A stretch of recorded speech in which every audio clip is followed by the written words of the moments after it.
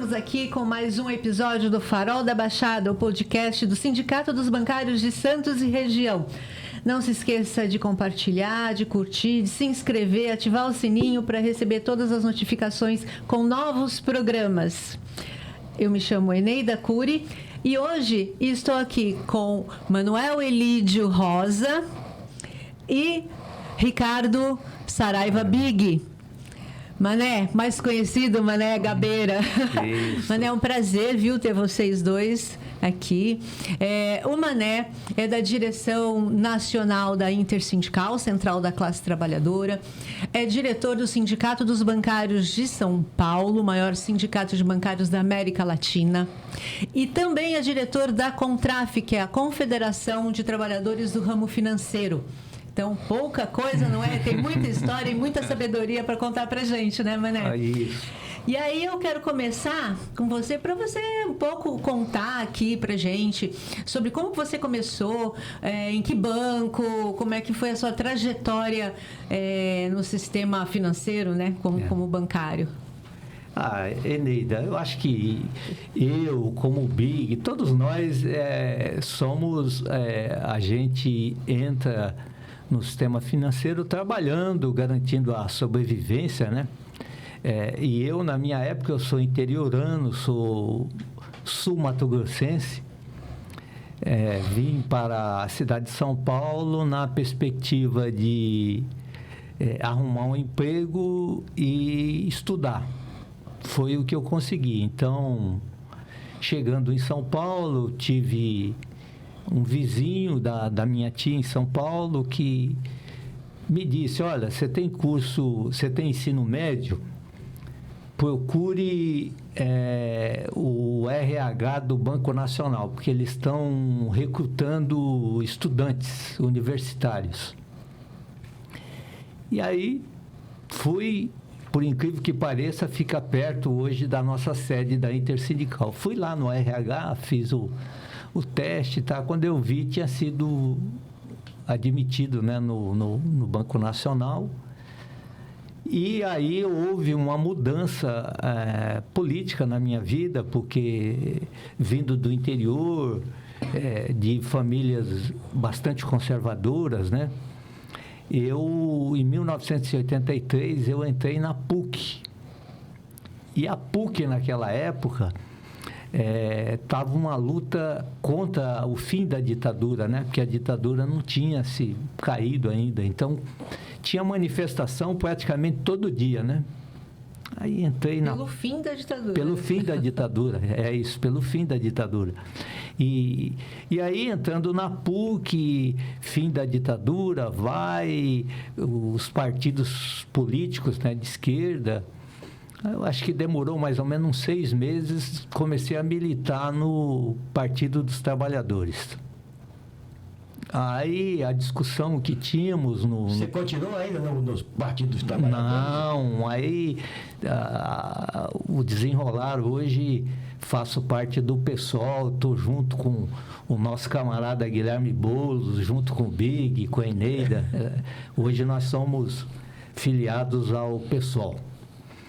Mas aí, Eneida, com aquela discussão, o que me falaram naquela época do PT, olha, se você faz parte de algum movimento social, eu não fazia, porque eu tinha uma atuação pequena, né, no movimento estudantil, também não tinha nenhum movimento de moradia, Aí eles, você não é bancário? Falei, sou bancário. Aí você tem que militar no sindicato. Falei, caramba, no sindicato? No sindicato. Aí fiquei, só que o sindicato naquela época estava sob intervenção, né?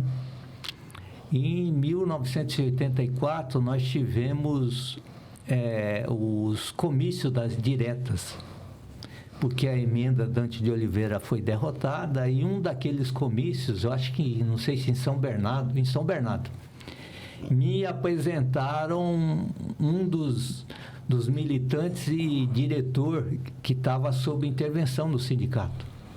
Aí eles, olha, o sindicato, você precisa militar no sindicato, precisa distribuir material na categoria. Aí eu falei, eu vou no sindicato. Falei, não, no sindicato você não pode ir, porque o sindicato está sob intervenção. Então, nós estamos fazendo uma reunião aqui num espaço que não é o espaço do sindicato. E fiz algumas reuniões, né, nesse espaço. E, na época, quem coordenou essa reunião conosco, aí já estava já no fim da intervenção, que foi no final de 84, e assumiu a nova diretoria como presidente dos bancários, o Luiz Gutschken. E a discussão na época do Luiz Gutschken, ele nos disse, falou, olha, nós precisamos fazer uma greve nacional dos bancários e que nessa greve nós temos que ter a hegemonia da base. Então, serão os trabalhadores nas suas assembleias de base que vão decidir essa mobilização. E essa mobilização culminou na primeira greve nacional dos bancários, né? De 2 dias, onde os bancários paralisaram o Brasil inteiro, né? E foi um período assim, que foi um período que os governadores, principalmente de São Paulo, Franco Montoro, eram governadores liberais, mas democráticos, todo mundo apoiando a democracia. E, na época, eu era funcionário do Banco Nacional, né? Beleza, Mané. Deixa eu dizer, ó, pessoal, aliás, nós estamos no mês de agosto e dia 28 de agosto é o Dia Nacional dos Bancários. Quero mandar aí um abraço para os bancários, para as bancárias, enfim, para essa categoria que a gente faz parte já há um bocado de tempo, né? O Mané estava falando, Mané Gabeira, que é como a gente chama carinhosamente, vem falando do dia da greve de 85. Na verdade, da greve de 85, que foi a primeira greve nacional, porque a primeira greve dos bancários foi feita aqui em Santos. Os trabalhadores do Banespa, os trabalhadores do Banespa fizeram a primeira greve. Aliás, a agência de Santos do Banespa, aqui era 001, Gabeira. E São Paulo, quando mudou, hoje a agência 001, que era quando foi do Banespa, passou a ser 001 e aqui passou a ser 002. Claro, a capital tinha mais importância, mas o que eu quero dizer é o seguinte: nós bancários aqui de Santos já fizemos muita luta. E essa greve, eu lembro muito bem que eu cheguei aqui em 85 e já entrei nessa greve. Eu cheguei e já fui me metendo, não fazia parte do sindicato, não fazia parte de coisa nenhuma, mas era uma coisa que já estava no espírito de resistência, de mudança da nossa, porque não era fácil você sobreviver. O Mané, além de bancário, aliás, veio para São Paulo para estudar, para fazer geografia e quase que foi laureado. Conta essa história aí, Mané, como é que foi? Veio para estudar, começou a militar, começou a fazer sindicalismo, quando a gente mais esperava, ele quase foi jubilado. E aí, por um triz, fez o... Conta essa história para nós aí. Veio para estudar e acabou, foi militando e não parou até hoje. Mas aí foi assim, aí entrando na universidade, logo comecei a militar na categoria. Quando você começa a militar na categoria, depois da greve de 85, todo dia você tinha militância, você tinha reunião, você tinha... E fui esquecendo da universidade. Só que nesse período, eu concluí a universidade e não fui pegar a documentação. A universidade não tinha um documento escrito, a universidade alterou o currículo e introduziu Política 1 e Política 2. E aí, quando eu fui pegar o diploma, eles me disseram que eu estava jubilado, porque eu não tinha concluído política.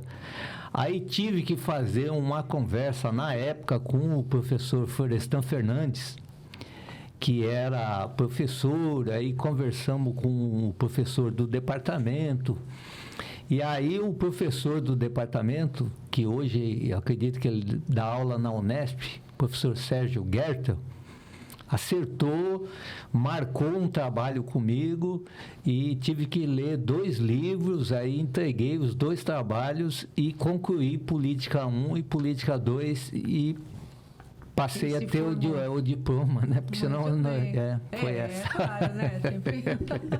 Mas, Mané, você está falando da greve, você entrou em 83, já entrar numa greve, né, Big? Você já veio, já caiu na greve, teve uma participação importante aqui em Santos, né? No Banco do Brasil, inclusive. Mas e qual foi o desfecho dessa greve? O que resultou? Que conquista teve essa greve? Por que ela é importante? Essa greve, Eneida, aí depois o Big também poderia falar uma coisa. Eu lembro que quando a gente começou a militar, na época no Partido dos Trabalhadores, as grandes lideranças dos trabalhadores eram sempre os metalúrgicos. Eu lembro que a primeira reunião que eu fui tinha a participação de um diretor do Sindicato dos Metalúrgicos, porque eles tinham feito paralisação, mobilização.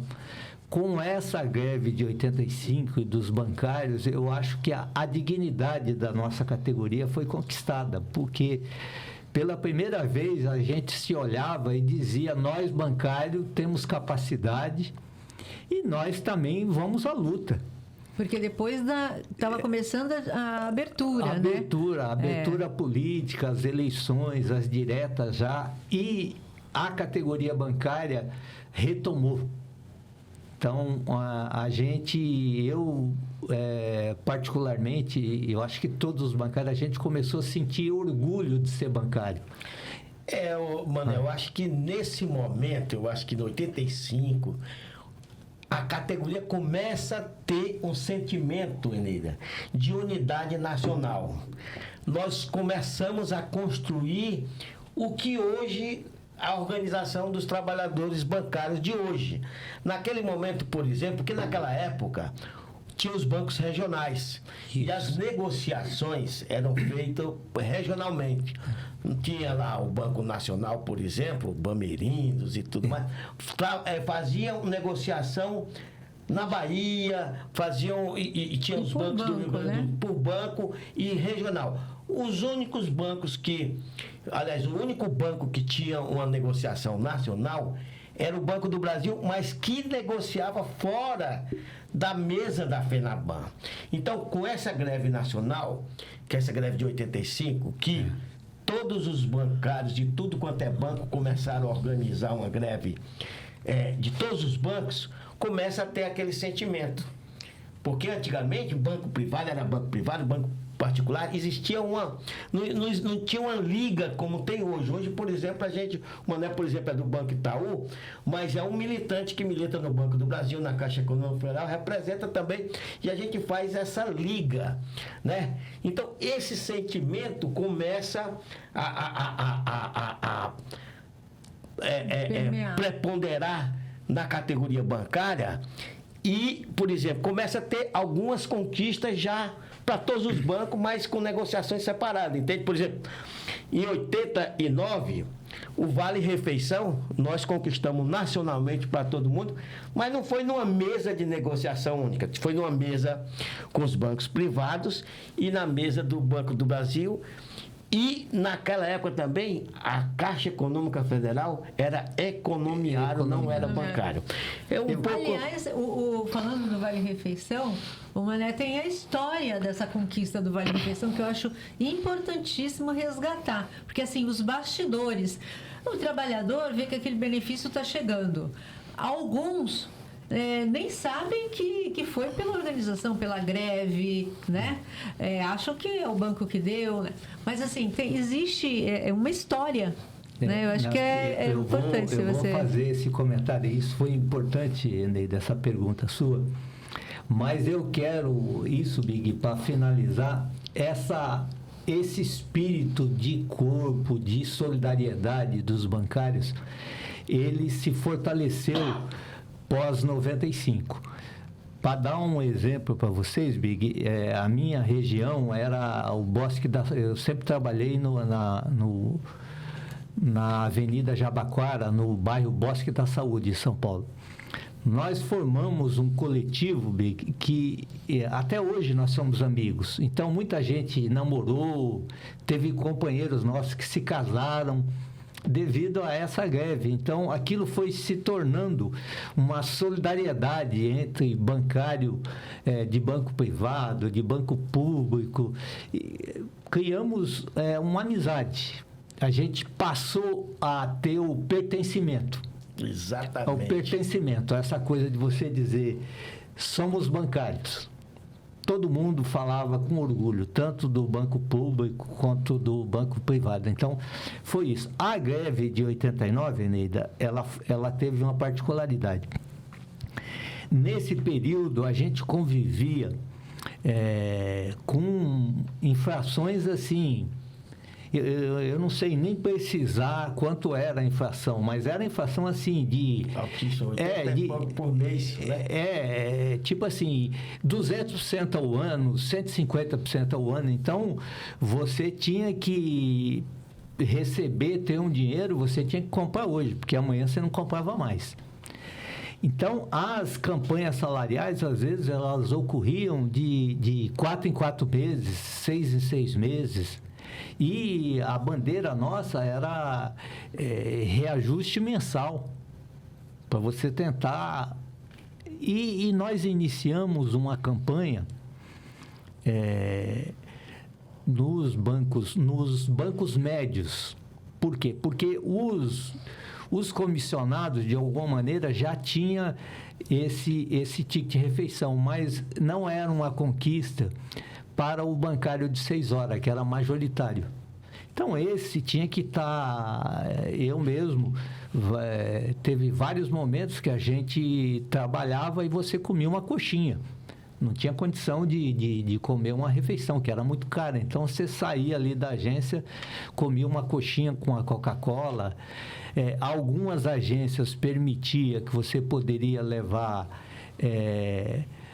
a sua refeição, outros não permitiam, porque aquilo às vezes criava cheiro, a hora que você esquentava, os clientes às vezes brincavam na agência, hoje é frango, hoje é costela, então não se permitia você levar a sua marmita. E aí nós iniciamos essa greve. Eu lembro que quem iniciou foi o Banco Real, Banco Nacional, Banco Mercantil, Banco Econômico, Banco BCN. São 6 bancos. Nessa época, Mané, aqui tinha 45 bancos diferentes aqui em Santos. 45 bancos. Entre bancos públicos, federais, entre bancos estaduais, que tinha, por exemplo, o Balmeirindos, o Banco de Minas Gerais e tal. Tinha 45. Hoje nós temos meia dúzia de bancos. Meia dúzia. Mas aí, Eneida, essa greve, ela iniciou, foi uma greve assim, fortíssima. No Banco Nacional, ela foi uma greve tão forte que nós tínhamos paralisada toda a rede de compensação do banco. O banco não conseguia compensar os cheques. Todas as agências, tudo paralisado. Então, o primeiro banco a negociar foi o Banco Nacional, que os donos do banco, a família Magalhães Pinto. E depois de 11 dias... um dos filhos do Magalhães Pinto, o doutor Fernando Magalhães, chamou a direção do sindicato de São Paulo. Falou, olha, quero conversar com vocês. Fizemos uma reunião com o Ministério da Fazenda, eles não aceitam reajuste, porque isso mexe na política econômica, mas nós sabemos que a situação está difícil, precisamos negociar. O que nós podemos negociar? Nós discutimos com o banco. Falou, olha, nós podemos negociar o ticket para o pessoal de 6 horas. Desde que você não tenha demissão, dê estabilidade de 90 dias para todo mundo. e que a gente discuta esses tickets durante 3 meses. A greve me parece que foi em março. Então, você recebia janeiro, fevereiro e março. Mas sem alterar o índice, você manteria o ticket. E aí ele falou, olha, o banco está disposto, vocês defendem isso? Aí consultamos o Rio, consultamos Belo Horizonte, São Paulo, onde tinha mais gente do Nacional. Não, nós vamos defender. E aí saímos lá da matriz do banco, que era na Rua do Ouvidor, e viemos na ponte aérea, chegamos em São Paulo, os funcionários do Nacional, todos reunidos, aguardando, fomos lá e defendemos o ticket, porque era uma conquista definitiva, era uma conquista de todos os trabalhadores, garantia estabilidade. Foi uma assembleia bastante dividida, porque o pessoal queria reajuste naquele momento. Pô, mas vamos receber ticket? Não, o ticket é importante. Aí votamos. Na votação, a nossa defesa, ganhamos assim, Eneida, por 5 votos. Muitas pessoas um pouco revoltadas, não queriam. Aí o pessoal, depois de 15 dias, Big, eu fui na agência Lapa, que era uma agência muito grande do Nacional. Cheguei lá, o pessoal tinha recebido aqueles bolos de cartãozinho. Era carnê. Aqueles carnezinhos do ticket, aqueles talãozinhos. 3 talão. A hora que eu cheguei na agência Lapa, o pessoal era na churrascaria e tomando cerveja, você entendeu? Ovacionado, né? Ovacionado. E aí o povo, assim, muito alegre, você entendeu? Depois dessa negociação com esses bancos médios, os grandes bancos aí entra Bradesco, Itaú, não me lembro, eu acho que Banco do Brasil também, os grandes bancos começaram a pressionar e veio a conquista do ticket, alimentação, refeição para toda a categoria. O que é hoje na nossa categoria, né, Nida? Uma conquista histórica, conquista, né, da categoria. E isso também abriu caminho para, em 94, a sexta alimentação. A sexta alimentação. Ficou tanto o vale refeição e a sexta alimentação. Isso. É importante você, bancário que está nos escutando, que nada caiu do céu. Aliás, a gente fazia greve todo ano. E aí, por exemplo, hoje as coisas estão mais tranquilas. Por quê? Porque a unidade nacional dos bancários, mas a combatividade e as conquistas que nós fomos adquirindo ano após ano, chegou a um determinado momento que o banqueiro pensou, olha, se não der, vai ter greve. Então, eles foram negociando, vendo a questão do custo-benefício. Então, por exemplo, o que eu quero dizer para vocês, bancários, para nós bancários, que isso foi conquista dos bancários. Em luta, em greve, não foi fácil. As coisas não eram assim. A gente teve greve que nós ficamos 30 dias em greve.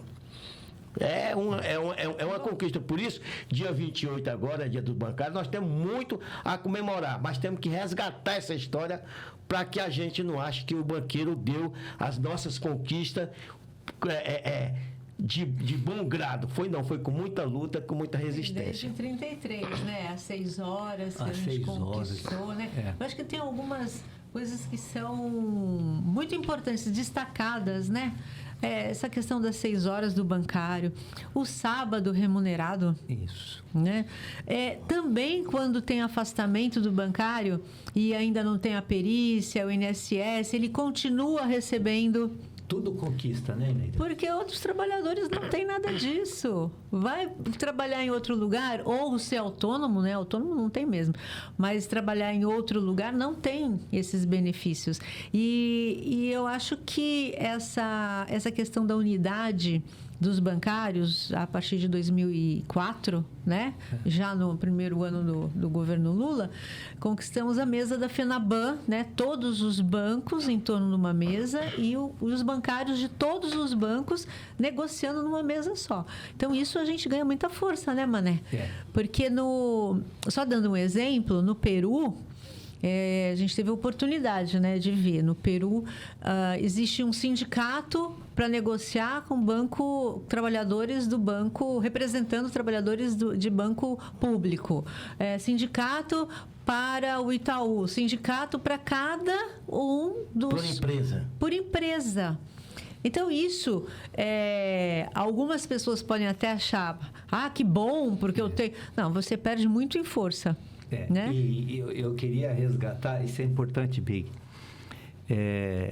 Os companheiros da Caixa Federal, eles não eram bancários, eles eram economiários. E eu era funcionário da Agência Saúde, e o pessoal do Banco do Brasil falou, olha, nós precisamos ser solidários, o pessoal da Caixa que vai fazer uma greve para se tornar bancário. Então, vamos todo mundo para frente da agência. E aí, o pessoal da Caixa Econômica Federal, da agência Praça da Árvore, paralisaram a agência. E o gerente não entendia muito, mas vocês estão parando por quê? Não, nós estamos parando porque nós queremos ser bancário. E nós lá, eu, na época, o Banco Nacional, outros do Banco do Brasil, nós lá, solidários aos companheiros da Caixa Econômica Federal, e negociaram a entrada na categoria bancária, que fortaleceu muito a gente, né? A entrada da Caixa Econômica Federal, né, Big?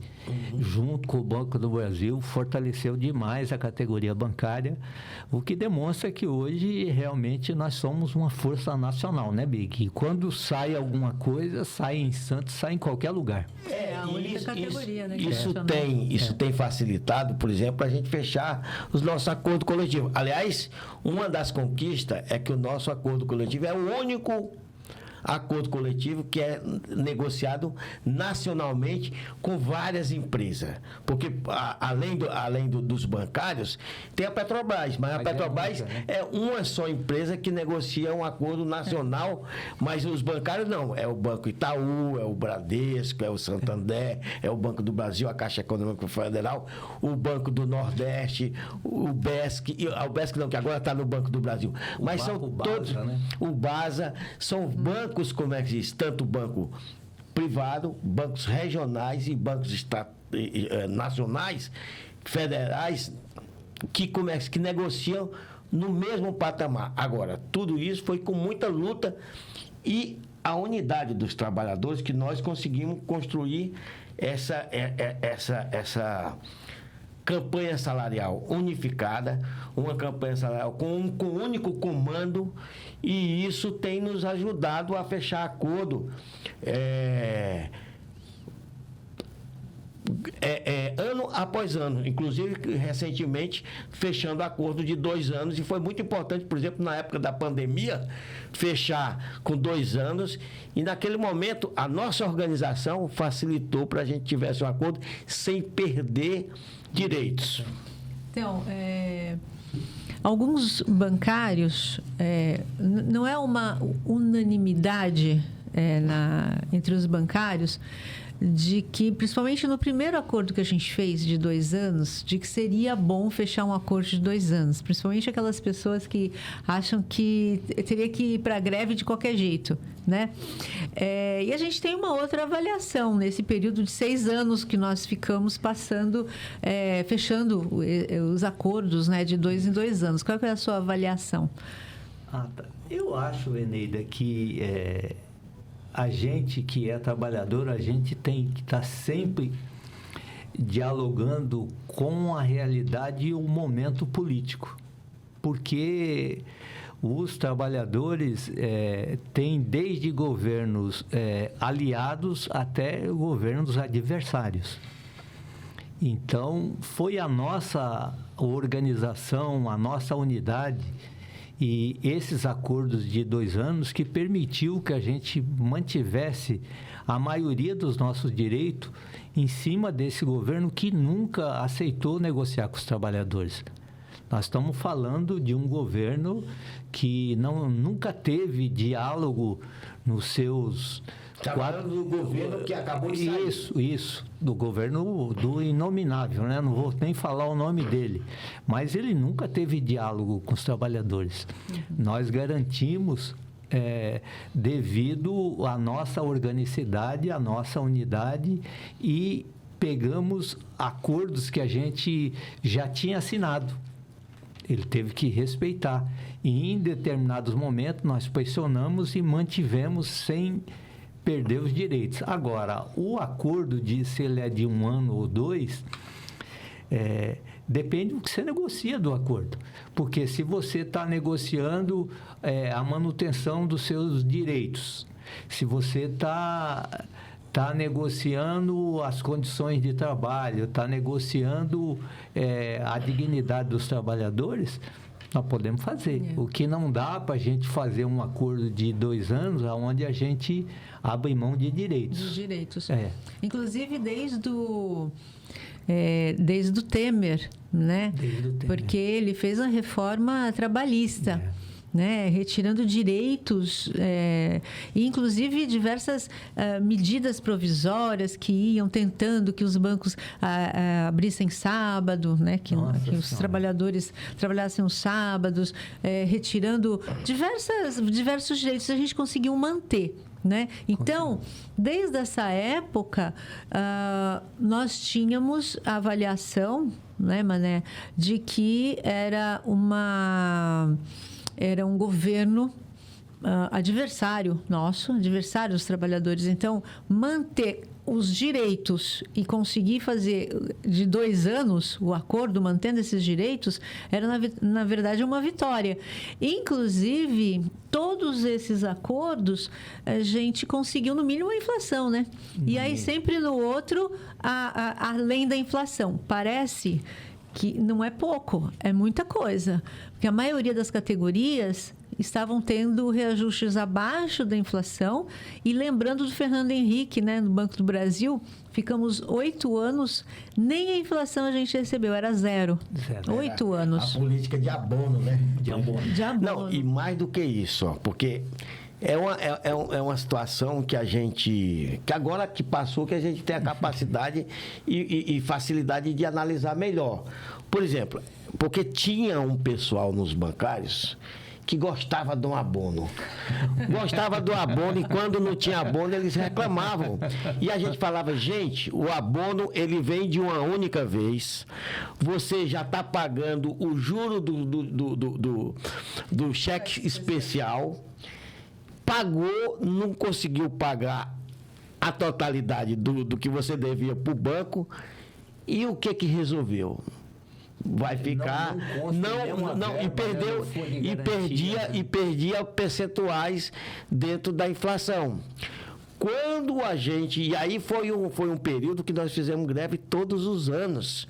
E cada ano, como a Eneida falou, a gente tinha a inflação e a reposição de um pouco da inflação perdida lá atrás. Isso. Que a gente, inclusive, nós no movimento sindical, tinha uma diferença grande com a maioria do sindicato, porque a gente dizia o seguinte: olha, nós tivemos perdas salariais e, portanto, nós, como é que se diz? Nós estamos repondo essas perdas salariais. Chegou num determinado momento que essas perdas salariais foram diminuindo de uma forma... Zero. Que, como é que se diz? Que a gente foi tendo... E hoje, por exemplo, esse ano nós não vamos precisar fechar o acordo, que já está fechado. O acordo foi fechado no ano passado, e esse aqui. Nós vamos ter, parece que é 0,5% acima da inflação esse ano. Então, essas coisas que o bancário precisa saber. Aliás, vamos festejar no dia 28, agora, de agosto, o dia dos bancários. Mas é importante que a gente saiba como que essas conquistas se deram. Não foi coisa que caiu do céu, assim, sem lutas, Tivemos lutas muito fortes na categoria em âmbito nacional. Eu lembro, Big, e aí vocês dois que são do Banco Brasil, vocês podem me ajudar. Eu lembro que durante aqueles 8 anos do FHC, quando ele saiu, eu estou dizendo, o salário médio do Banco do Brasil era menor que o salário do Bradesco, Big. Verdade. Hã? Verdade. Era uma situação no Banco do Brasil muito ruim, né, Nélia? 8 anos, né? 8 anos, né? Porque foi os 8 anos da política de abono, né? Sim. A partir dali que você começou, através da negociação nacional, mas da negociação específica do Banco do Brasil. E foi em 2004, porque em 95, Fernando Henrique Cardoso, ele tinha como um principal objetivo dele derrotar os trabalhadores como um todo. E qual é que era a tática dele naquele momento? Teve uma greve nacional dos petroleiros. Foi aqui, né? E aqui na refinaria, todos os bancários, todos os sindicalistas, todos os sindicatos daqui da região apoiaram aquela greve, porque ela tinha o mesmo simbolismo que a greve dos mineiros da Inglaterra. Teve o mesmo. E ele derrotou. Porque os petroleiros tiveram que recuar, fizeram greve de ocupação. E logo aí o que aconteceu? Eles continuaram derrotando os bancos públicos. Banco do Brasil e Caixa Econômica Federal fecharam os acordos, todos na época do Fernando Henrique Cardoso, tudo com abono. E os bancos privados tinham reposição salarial. Foi aí que foi igualando. Foi igualando. E aí, em 2004, quando a gente tem a campanha unificada, que aí deram o reajuste acima da inflação para os bancos privados, e o Banco do Brasil não queria dar. Foi aí que o Banco do Brasil fez mais 2 dias de greve e aí conquistou, unificou bancos públicos e bancos privados com o mesmo índice. E de lá para cá nós nunca mais soltamos as mãos, bancos públicos e bancos privados. Agora, lembrar da repressão, né? Porque não é da repressão que existiu em todos esses momentos de greve, a questão da polícia, né? Os bancos chamavam a polícia, Chegavam de metranca. Chegavam de metralhadora, chegavam de... Então... Você falou, eu posso contar uma história aqui? Deve. Aí o Big vai me ajudar, porque a memória também, às vezes, falha um pouco, né? Mas eu lembro que teve uma greve da Caixa que tiveram no Brasil 200 demissões. E me parece que aqui na Baixada foram 18 demissões. 18 demissões. Aí o Big e o Pedrinho, na época que era presidente do sindicato, conversou com a gente. Vocês precisam ajudar a gente, porque vamos fazer a luta em solidariedade aos demitidos. Deixa eu te dizer, nesse momento, Mané, o sindicato dos bancários virou as costas para esses bancários. Nós organizamos esses 18... Sindicatos bancários? Sim, na época, porque na época não tinha essa... Eles falavam o seguinte, o presidente atual nessa época dizia o seguinte: vocês estão demitidos, não são mais bancários. E nós éramos oposição. Não era o Pedrinho, não era o presidente. Nós éramos oposição. Nós éramos oposição, exatamente. É bom colocar. E eles não permitiam que, por exemplo, os bancários da Caixa Econômica Federal se organizassem dentro do sindicato dos bancários. E a gente foi se organizar dentro dos petroleiros. E depois que, cara, e nós conseguimos... Aí continua a história. Aí nós viemos em solidariedade a esses companheiros e em solidariedade o pessoal da oposição, que era o MOB, né? O MOB. E aí chegamos aqui com uma Kombi. Aí os companheiros falaram: vocês têm que pegar esses cartazes, vão para frente das agências, colam os cartazes e vamos fazer a luta pela readmissão dos companheiros no Brasil inteiro. Isso aí a gente faz a luta enquanto oposição. Aí nós fomos para as agências, estava na agência, acredito que a agência do Gonzaga, estamos lá na frente da agência, aí 2h da manhã. Aí chegou uma força policial, um sargento. Por favor, vocês não podem fazer isso na frente da agência. Ô, senhor, desculpa, sargento, nós não somos de Santos, né? Somos de São Paulo, estamos aqui. Não pode fazer isso. Não, nós estamos indo embora. Aí pegamos os cartazes, saímos daquela agência e falamos, vamos para outra agência. Chegamos na outra agência, Neida, estamos colando os cartazes, aí o sargento chegou. O mesmo sargento? O mesmo. Mão na parede, todo mundo preso. Aí, pusemos mão na parede. Aí ele perguntou, 5 pessoas, quem é o chefe? Aí virou um e falou, sargento, aqui nós somos uma equipe, né? Aí ele falou, olha, é o seguinte, quem é o motorista dessa Kombi? O motorista, sou eu. Então prende o motorista.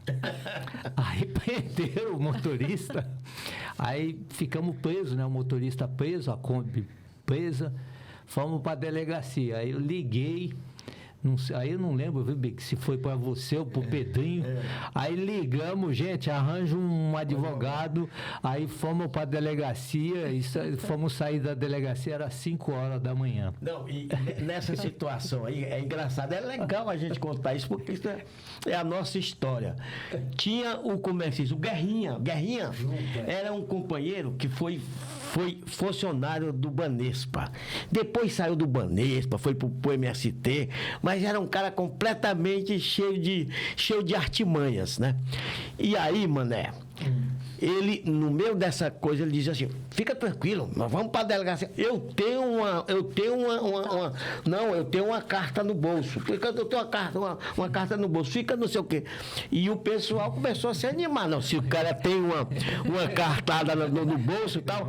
Aí quando chega lá na delegacia, que o bicho começa a apertar para cima do pessoal.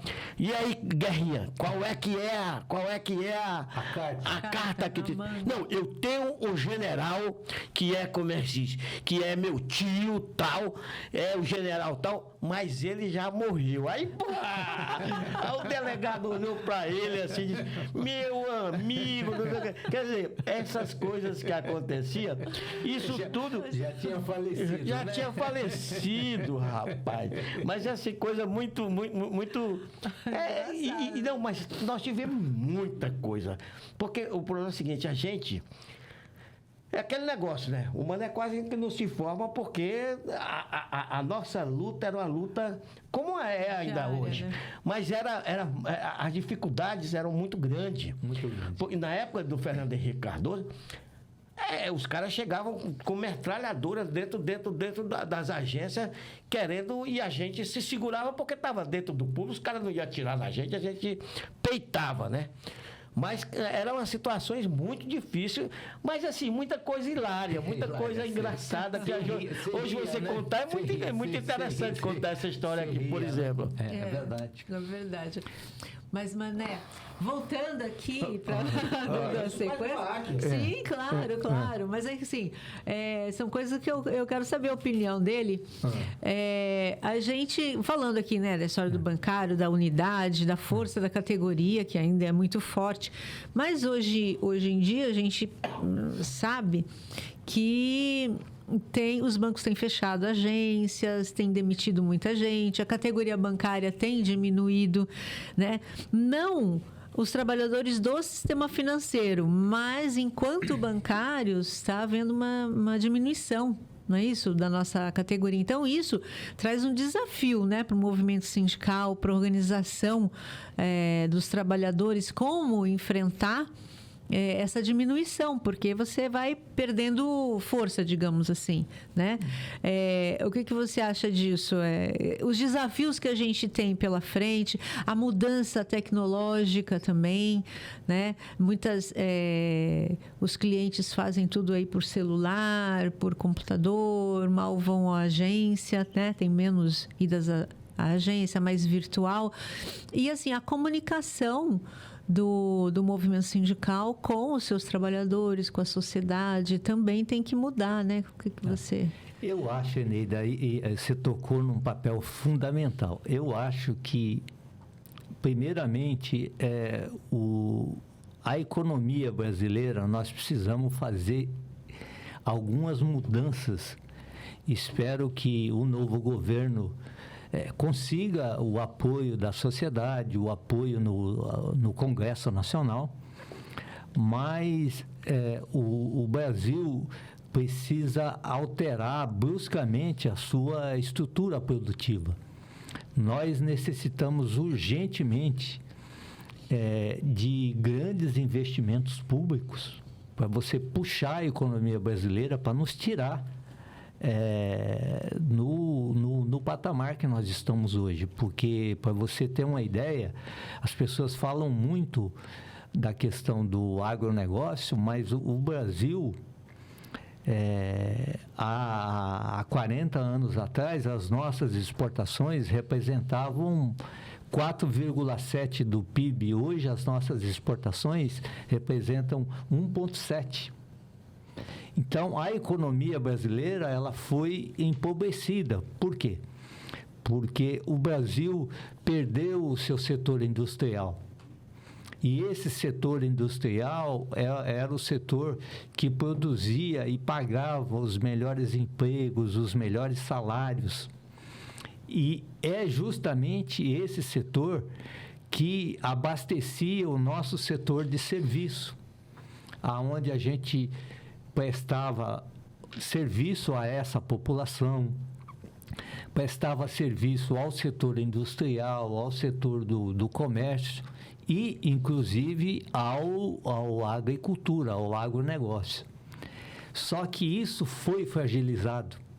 Então, a gente percebe que a economia brasileira, ela precisa mudar de patamar, e ela vai mudar na medida que a gente tiver políticas públicas, principalmente com os bancos públicos. O BNDES, que é um banco central hoje, para retomar o setor industrial, com projetos, com investimento. O Banco do Brasil não é o banco...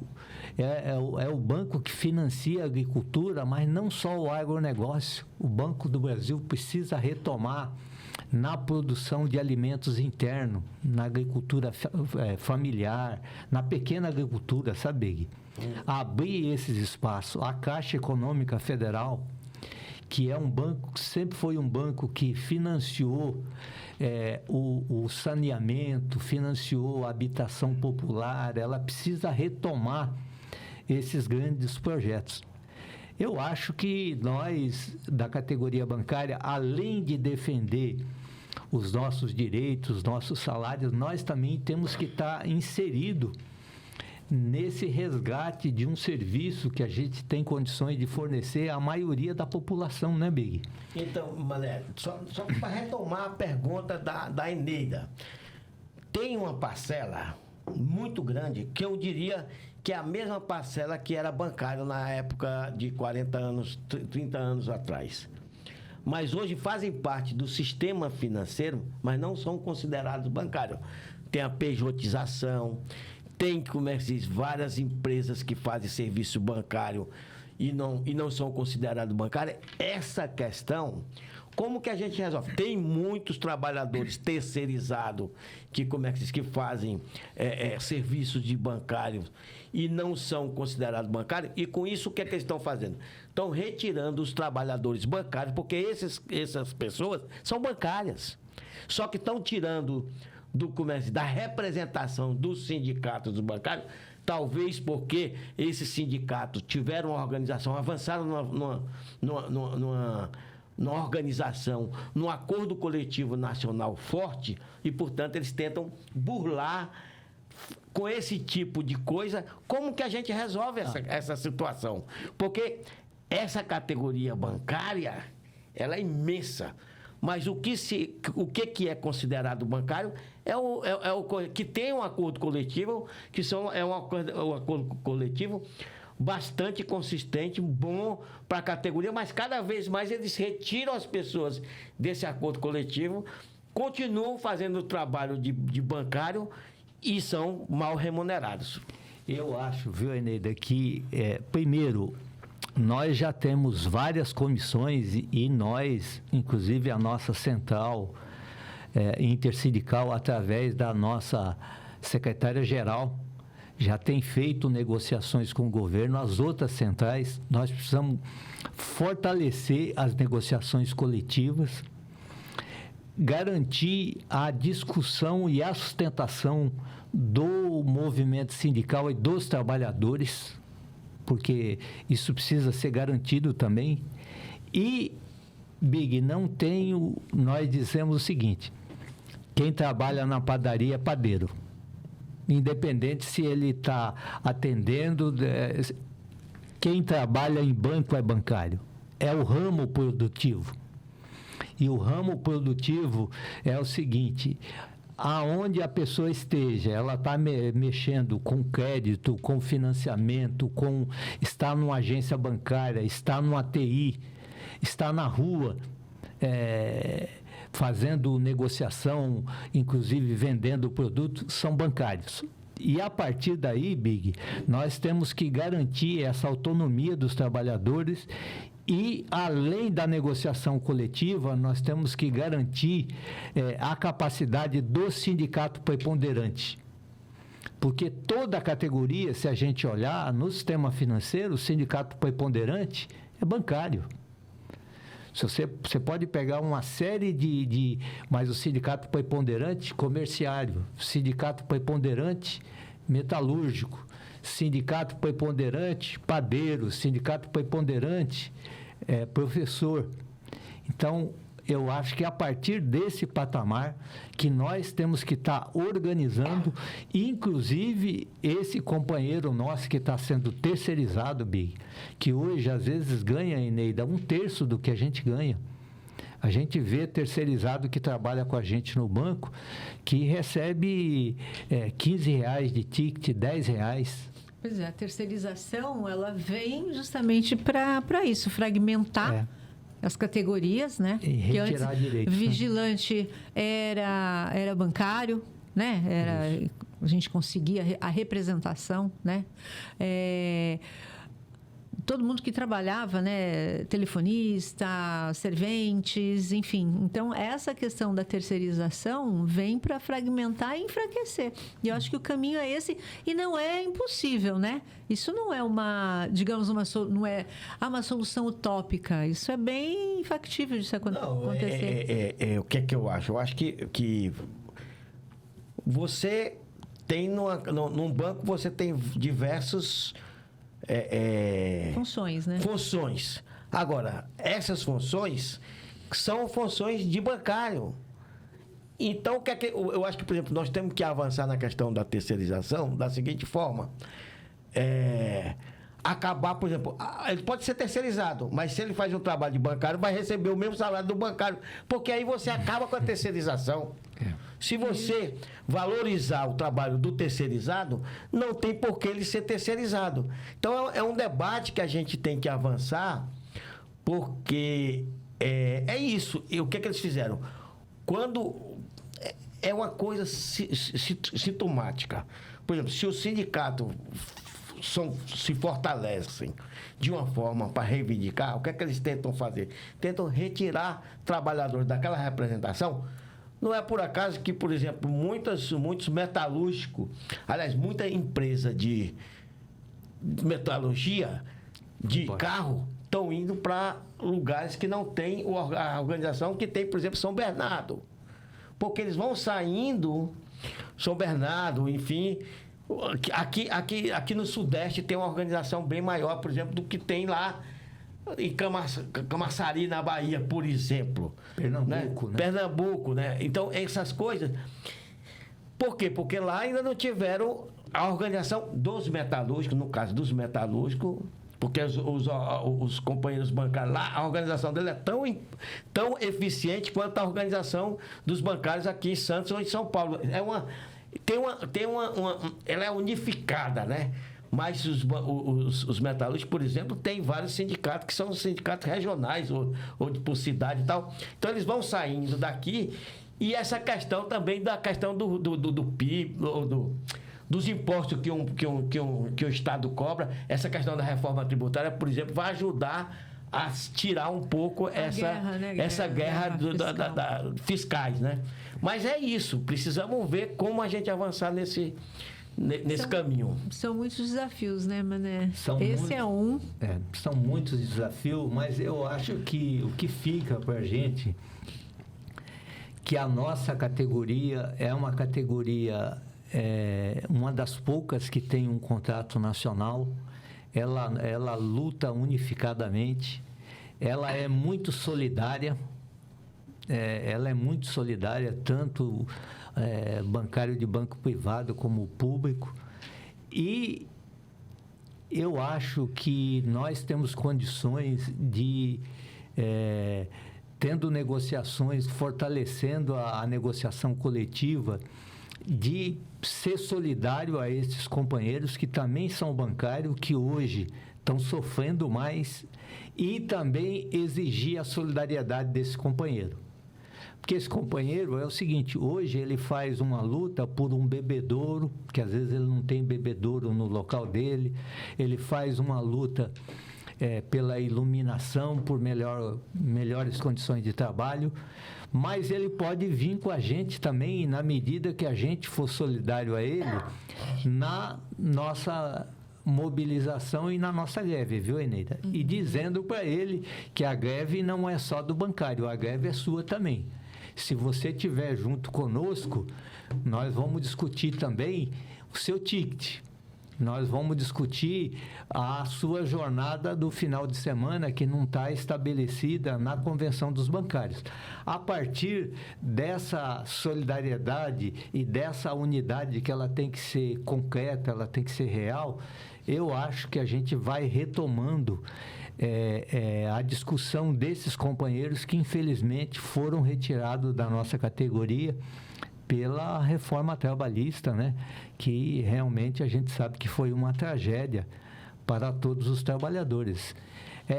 Unidade política, solidariedade, aquilo que a gente começou a fazer em 85 na categoria, agora a gente tem que retomar novamente para a gente estar unificando a categoria bancária. Eu acho que história, experiência, a gente tem muita coisa, né, para repassar, né, Eneida, para a juventude, para os novos bancários, e dizer para todo bancário, nós temos que estar junto. A nossa luta é uma luta coletiva, é uma luta de solidariedade. Ninguém consegue se safar individualmente, achando que você vai cumprir as metas, que você vai fazer tudo e você vai crescer sozinho. Nós vamos garantir a dignidade e os direitos junto com todo mundo. E junto, Big, é o sindicato, porque o sindicato tem uma definição do latim que significa reivindicar junto. Então, por isso que nós, no sindicato, nós temos que estar puxando as grandes reivindicações, né, da nossa categoria, a solidariedade, temos que fazer festa, temos que brincar, mas temos que lutar também. Então, Mané, mas eu acho que é muito importante a gente resgatar o papel do sindicato, mas eu queria colocar aqui uma questão que é o seguinte: hoje, os trabalhadores, saindo um pouco da discussão dos bancários, mas indo mais para os trabalhadores em geral, 40% dos trabalhadores hoje são trabalhadores formais. Por exemplo, tem carteira assinada. E 60%, uma parcela que eu não sei quanto que é, não sei precisar, mas uma parcela são trabalhadores informais. E uma outra parcela sequer tem trabalho, ou está Exército de reserva. Não, ou está assim, deixou de procurar o trabalho, Desalento. ou está no desalento, ou está desempregado e tal. E como nós vamos estar trabalhando? Porque o sindicato é isso, é reivindicar junto. Como reivindicar junto os trabalhadores formais, como reivindicar junto os trabalhadores informais e como resgatar essa parcela da população, porque, por exemplo, o MST teve um papel importante quando juntava as pessoas no campo, ou às vezes na cidade, levava para o campo e faziam daquelas pessoas uma nova vida. As pessoas às vezes estavam praticamente jogado da sociedade, resgatava aquelas vidas. Como que a gente consegue trabalhar? Porque é muito mais difícil você trabalhar quando era só o Fordismo, que as pessoas trabalhavam num único local de trabalho, e era muito mais fácil, inclusive, de organizar. Como nós vamos superar essa Fácil, categoria? Né? Porque é um debate, eu não uma resposta, mas nós precisamos discutir isso para ver como superar isso, porque se não superar, nós estamos ferrados. Nós vamos deixar de representar o pouco que a representa. Eu posso te falar, eu acho que a primeira lição, o primeiro passo a gente já deu. Essa política com 33 milhões de brasileiros passando fome, que o MTST fez de criar, naquele momento, com pouco recurso, a cozinha solidária da gente. MTST. O MTST. E os sindicatos, no Brasil inteiro, os nossos sindicatos abrindo as nossas sedes, abrindo bebedouros. No caso de São Paulo mesmo, a quadra lá do nosso sindicato se abriu uma área de bebedouro e de água limpa para as pessoas e a distribuição de 1.000 marmitas para as pessoas. Na época da pandemia, estão fazendo ainda, é isso? Estão fazendo. Estão fazendo, e a água, há um bebedouro que as pessoas vão lá, pegam uma água limpa, filtrada para se tomar. Uhum. Eu acho que nós, do movimento sindical, temos que partir dessa solidariedade com aqueles que mais sofrem no momento, que nós temos que ajudar, só que não basta só isso. Nós precisamos discutir com os nossos governantes políticas para retirar essas pessoas. E a gente sabe que essas políticas, elas virão na medida que o país crescer, que o país produzir emprego. Quer dizer, o exemplo que a gente tem hoje, Big, é o exemplo da China. A China tirou 850 milhões de pessoas da linha da pobreza e da fome com crescimento econômico. 90% foram incorporadas com novos trabalhos. Então, por isso que o país precisa crescer, e na medida que o país for crescendo, que você tiver investimento público, investimento privado, a gente vai criando os direitos. E aqueles que estão no sofrimento, que estão desempregados, acho que tem que ter uma política de renda mínima, de garantia da dignidade mínima, para que a pessoa não passe fome. E a partir daí, nós, com a nossa política, com a nossa solidariedade, nós vamos incorporando as pessoas. E nós, do movimento sindical, reivindicando, pedindo. Agora, o crescimento com distribuição, né? Com distribuição. Porque na época do golpe, né, Ditadura. O milagre brasileiro. Delfim Neto, né? Deixa o bolo crescer para depois repartir. O bolo cresceu, e dados concretos, né, inclusive da Unicamp, cresceu muito. O milagre brasileiro realmente aconteceu. 9%. Só que foi o que menos distribuiu. Então não adianta, né? A gente tem que crescer com política de distribuição de renda. Distribuição de renda. Essa distribuição de renda, é importante a gente saber, são as políticas que beneficiam a maioria, né, Big? É a saúde, fortalecer a nossa saúde, a educação, fortalecer a minha casa, a minha vida, porque todo mundo trabalha com o sonho de ter a sua casinha, né, a sua moradia. Fortalecer o transporte, né, que o transporte, a gente sabe, além dele ser precário, ele é muito caro. Fortalecer todas essas políticas que beneficiam a maioria da população, que são os trabalhadores, né? Mas eu acho que a gente esqueceu uma coisa que é importante, talvez. Uhum. Voltando à questão da categoria bancária. Uma questão que a gente não falou aqui foi o PLR. O PLR, mesmo, né? a gente, que foi uma conquista. Aliás, que os bancários tem o PLR, tem o PPR, né? PLR, não, tem um outro PPR, que os bancários ficam esperando de 6 em 6 meses para ter aquele plusinho a mais. O que é que você tem a dizer sobre essas duas conquistas que a categoria teve na luta, no dia a dia? O que é que você tem a dizer? Não, eu acho que principalmente a PLR, porque se trata de uma reivindicação coletiva, né? Aonde a gente discute em cima do lucro, né? Porque desde que você cumpriu suas metas, você trabalhou, a gente sabe que o sistema financeiro tem a maior lucratividade de todos os setores. Então, nada mais justo do que você discutir a parte do bancário. Agora, a gente tem que ter essa preocupação também de você não submeter essa reivindicação em cima de metas individuais, né, Neide? Claro. Porque a discussão nossa é uma discussão hoje na nossa PLR, ela é concreta, é a lucratividade do sistema. Desde que o banco deu lucros, simboliza que as metas foram cumpridas pela maioria dos bancários, houve lucro, e o bancário tem direito.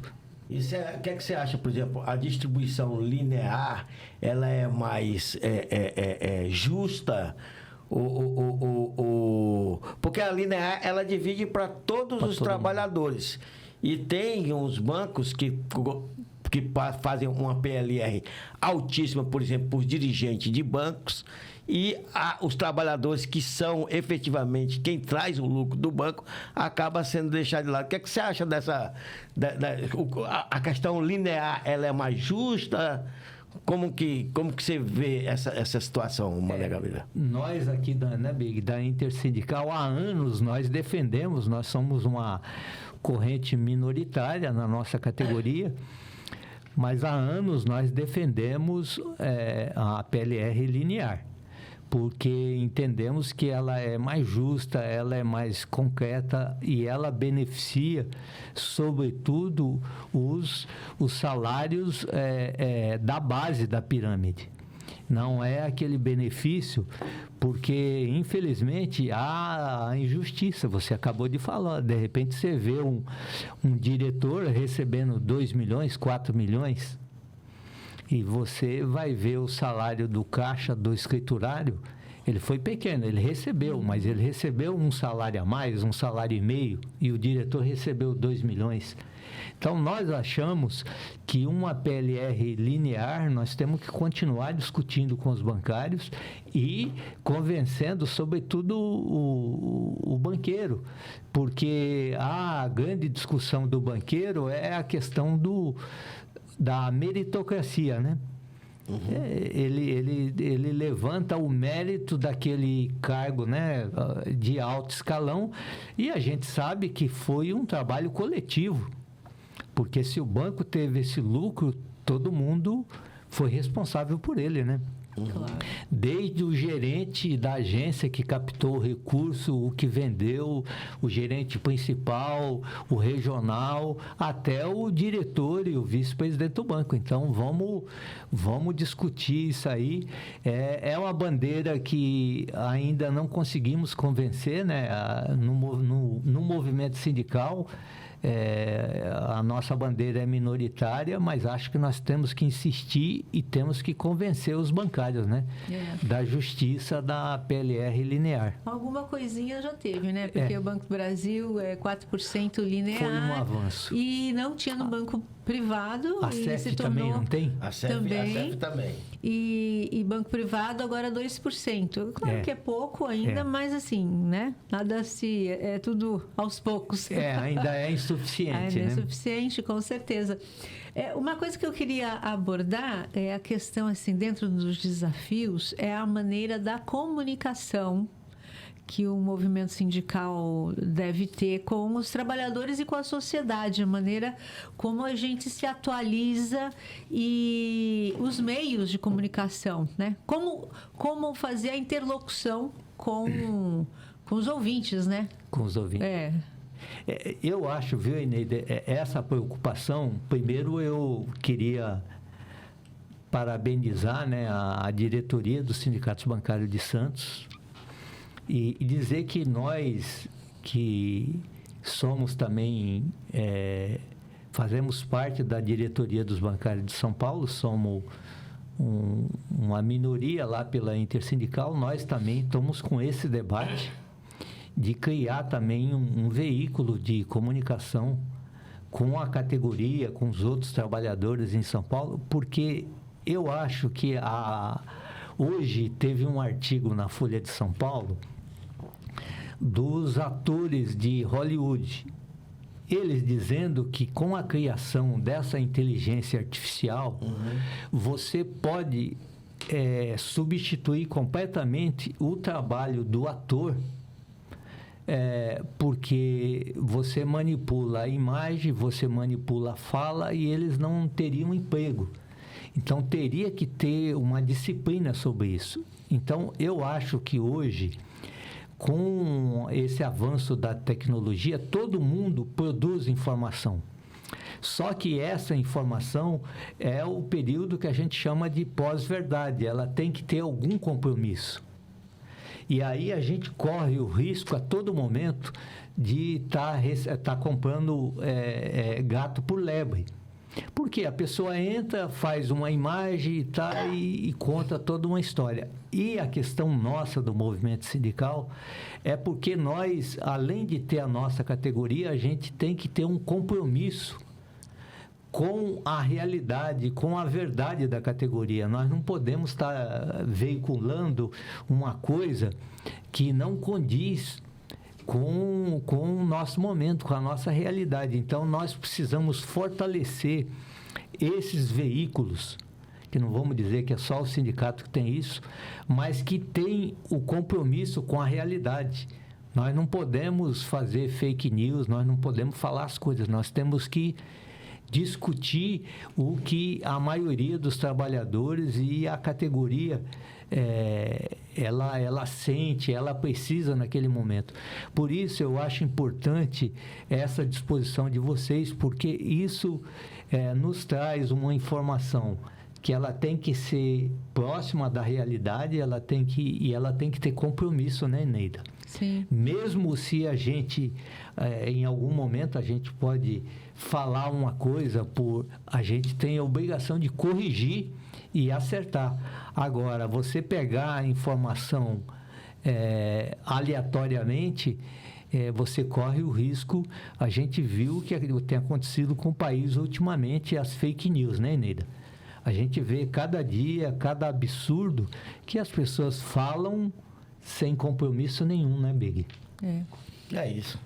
E eu acho que a gente, além desse compromisso, né, com a verdade, com não inventar coisas, né? Alguém pode discordar do que está sendo falado, mas não é inventado, não é mentira, né? A gente tem que procurar estar aonde as pessoas estão. Se elas estão lendo o jornal, você vai publicar num jornal. Se elas estão lendo um livro, você vai num livro. Se elas estão vendo na televisão...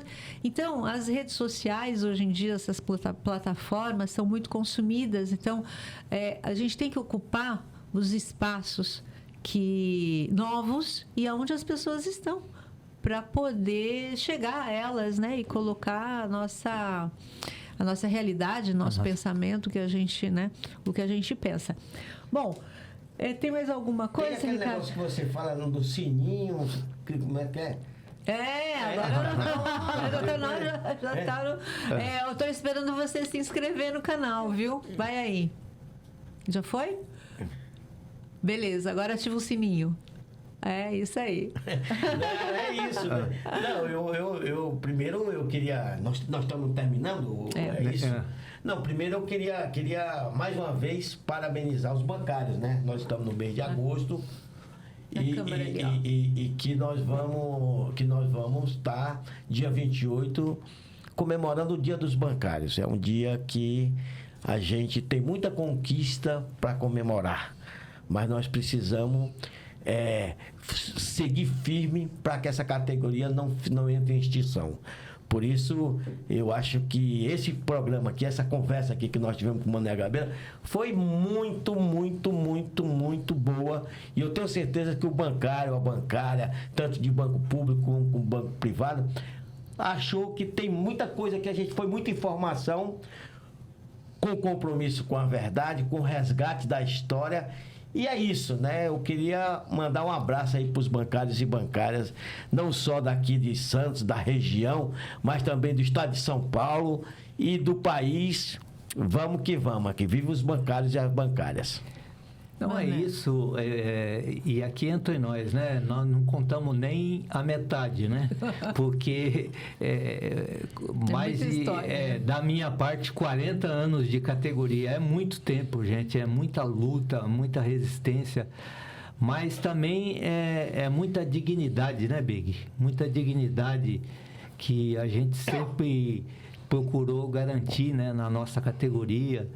E o papel dos nossos sindicatos, não é o sindicato de Santos, de São Paulo, os bancários no país inteiro, né? Sempre com o compromisso com a democracia, com os direitos sociais, e sempre resistindo, né? A favor do povo brasileiro, né? Então, eu acho que a gente é uma categoria que a gente está sempre presente. Você pode ver qualquer manifestação, os bancários estão presentes. Então, parabenizar vocês aqui da Baixada, a nossa categoria, e vamos contando as nossas histórias aí, né, Big? E vamos sindicalizar, né, gente? O sindicato, para se sustentar, para se manter, ele precisa do trabalhador. A sindicalização é essencial. E tem que sindicalizar, tem que participar e tem que estar nas nossas mobilizações, né, Big? É isso.